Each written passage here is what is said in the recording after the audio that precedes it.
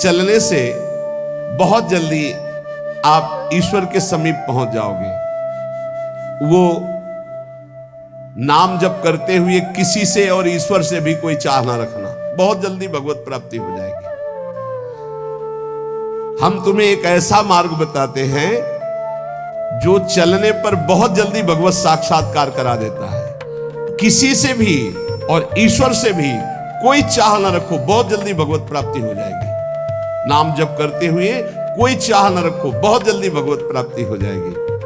और याद रखना, जो नाम जप करता है ईश्वर से कोई चाह नहीं रखता, तो ईश्वर उसकी ऐसे चिंता करता है जैसे छोटे बच्चे की मां चिंता करती है। किस समय उसको बाल भोग देना, किस समय उसको दुग्ध पान कराना, किस समय उसे स्नान कराना, ये मां की चिंता है, ना कि बालक की। जो ना किसी से चाहता है, ना ईश्वर से चाहता है, खूब नाम जप करता है, उसे बहुत जल्दी भगवत प्राप्ति हो जाती है। निष्प्रयोजन भार स्वरूप उनका जीवन होता है जो भजनहीन होते हैं, बिल्कुल बेकार मरा जीवन। जिन हरि भगत हृदय नहीं आनी, जीवित सौ समानते प्राणी। क्या मुर्दे का सा जीवन है। इतना कीमती जीवन, एक एक श्वास भगवान के भजन में लगानी चाहिए। व्यर्थ के जीवन में, व्यर्थ के खान पान, कई कई ऐसी बातें जिनकी याद आकर हृदय में आम हंसता है, ऐसे जीवन को नष्ट किया जा रहा है। भ्रमण में सब दृश्य देखे, गंगा का किनारा पावन तपस्वियों के लिए भी और राक्षसों के लिए भी है। जो पावन स्थान तप के लिए है, वही राक्षसों के दंडकारण्य में तपस्वी भी तपस्या करते थे और राक्षस भी रहते थे। दोनों का ये व्यर्थ जीवन, निरर्थक जीवन, जो अपनी वासनाओं की पूर्ति के लिए दूसरे जीवों को तड़पा तड़पा के, फिर काल उनको तड़पा तड़पा के मारता है, सांस लेने का अवसर नहीं देता। इसलिए निष्प्रयोजन भार स्वरूप मानो जीवन मत जियो। कीमती जीवन है। जिनका भोजन पवित्र है, उनके विचार पवित्र हैं, वही एकांत में ईश्वर अर्पण बुद्धि से अपने समय को व्यतीत करते हैं। कार्य करते हुए एकांतिक अर्थात अंदर चिंतन चल रहा है, ईश्वर अर्पण। सात्विक भोजन भूख की अपेक्षा कम खाओगे तो भजन बहुत जोर का होगा। लौकिक प्रतिष्ठा बढ़ने लगे तो भगवान से प्रार्थना करो कि आपका स्मरण न छूटने पावे, लौकिक प्रतिष्ठा में महत्व न होने पावे। जानबूझकर सुख सुविधाओं का त्याग करके जितनी कम वस्तुओं का सेवन कर सको, कम पैसे वाली वस्तुओं का, उतना ही तुम्हारा ईश्वर के प्रति प्रेम बढ़ेगा। ईश्वर इच्छा को जानने वाला ही महात्मा होता है। जोई जोई प्यारो करे सोई मोई भावे, मेरे प्यारे की क्या इच्छा है ये महात्मा जानता है। अन्याय से प्राप्त वस्तुओं को पाने वाले के सारे करण पाप लिप्त हो जाते हैं। अंतःकरण, बुद्धि, मन, चित्त, अहंकार, वो इच्छा ना होने पर भी दूषित अन्न के कारण पाप इच्छा प्रकट होकर उससे पाप कराती है। जो घूस लेता है, अन्याय पूर्वक निर्णय करता है, ऐसों का धन उनके परिवार को नष्ट कर देता है और उनका किया हुआ दान जिसके पास जाता है उसकी अंतःकरण की वृत्ति को नष्ट करके पाप आचरण करवाता है। इसलिए भगवत मार्ग में चलने वाले उपासकों को घूस लेने वालों से जो प्रतिग्रह दान लेना है उनसे बचे। खूब खुली बात है। ये जो अन्याय अधर्म करना पैसे के बल से सीख गए हैं, अपने पद का दुरुपयोग, ऐसे लोगों से जो दान लिया जाता है, ऐसे लोगों से जो अर्थ लिया जाता है, वो केवल पाप विचार बढ़ाता है, पाप आचरण बढ़ाता है। इसलिए बहुत सावधान। देखा महाप्रभु चैतन्य देव से जब महाराज प्रताप रुद्र बड़े महाभागवत थे, उनके दर्शन करने की बात सामने रखी गई कि वो दर्शन करने आना चाहते, तो उन्होंने कहा तुमने क्या समझ रखा है? एक मैं वीतराग सन्यासी में राजा के दर्शन के उनके लिए दरबार में जाऊं या उनको यहां बुलाऊं, मुझे क्या आवश्यकता है? नहीं, राज दर्शन भी निषेध। ऐसा जो उपासक चाहता है कि मैं सच्चे भाव से भगवान के मार्ग में चलूं, तो पाप कर्म करने वालों से, उनके द्वारा दी हुई वस्तुओं से बहुत दूर बच करके, भूखे रह जाओगे तो ठीक है, उनका अन्न न जाने पावे। ईश्वर भक्त अदृश्य परमात्मा की इच्छा का अनुमोदन करता रहता है और वो देखता रहता है कि मृत्यु हर समय हमारी प्रत्येक श्वासों को गिन रही है। इसलिए वो सर्वांग सुंदर होने पर भी अपने शरीर का राग नहीं रखता और तपश्चर्या के द्वारा, शरीर के द्वारा भगवान को प्राप्त कर लेता है। ईश्वर के सिवा दूसरी कोई भी वस्तु मिलेगी वो टिकाऊ नहीं होगी, परिवर्तनशील होगी, नाशवान होगी। मनुष्य जीवन प्राप्त करके ईश्वर को प्राप्त करना ही खास वस्तु प्राप्त करना है।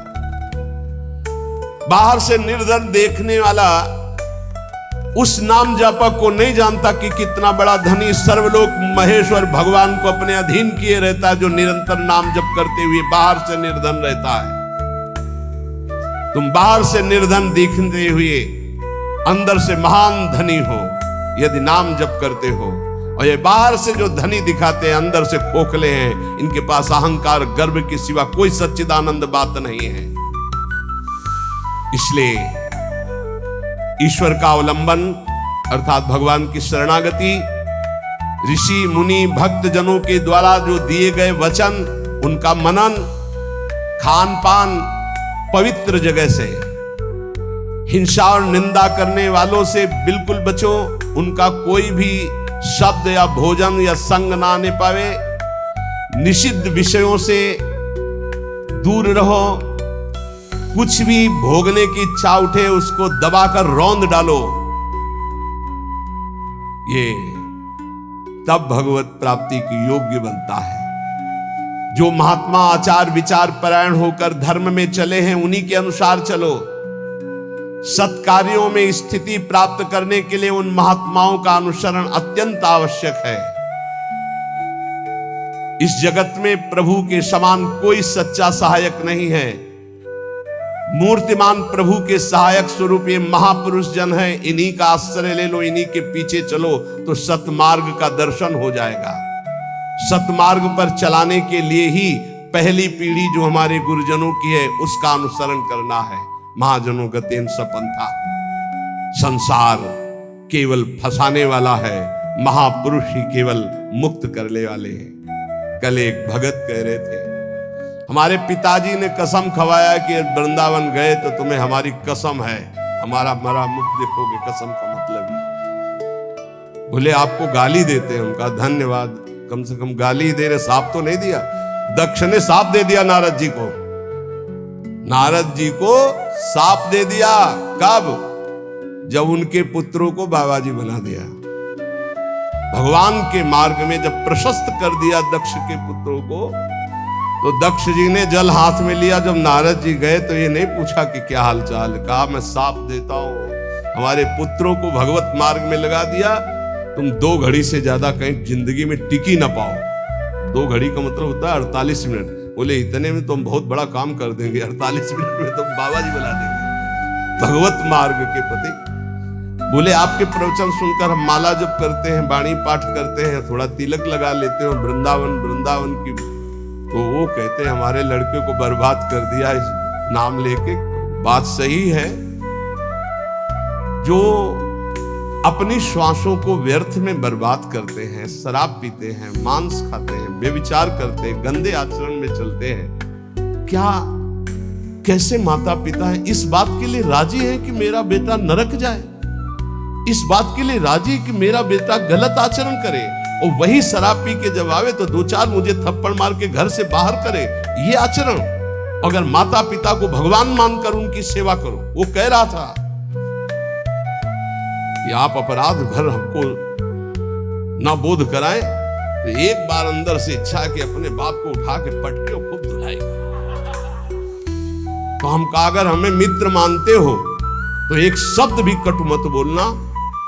गुरु मानते हो कि नहीं वो तो तुम जानो, दोस्ती के लिए तो हम हाथ फैलाते हैं। हम हित मित्र हैं। अगर हमें मित्र मानते हो तो ऐसे माता पिता के रोज पैर छुओ, उनमें भगवान की भावना करो और मेहनत करो, लेबरी करके भी कमाओ और उनको खवाओ पियाओ। और वो जब हमारी निंदा करें तो कान में अंगुली डाल लो और अपने सत्मार्ग में चलो। बड़ा विचित्र समय है। जो माता पिता प्रथम गुरु कहे गए हैं,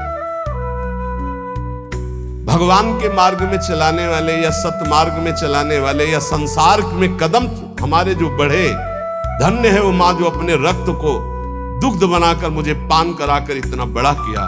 धन्य है वो पिता जो मेहनत करके हमको पढ़ाया लिखाया। अब वो चाहे जितना कड़ुआ बोले, हम उसे भगवान की तरह पूजेंगे। सबको ये मानना चाहिए।